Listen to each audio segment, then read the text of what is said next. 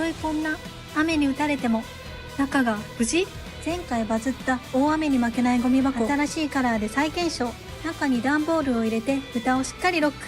今日は晴れなので水をまいて強制的に雨を降らせてみた。その結果ゴミ箱の勝利。中の段ボールも全然濡れてない。しっかり覆う蓋とロックのおかげで雨の日に外に出したままでも安心。風で倒れても強力ロックで開かない。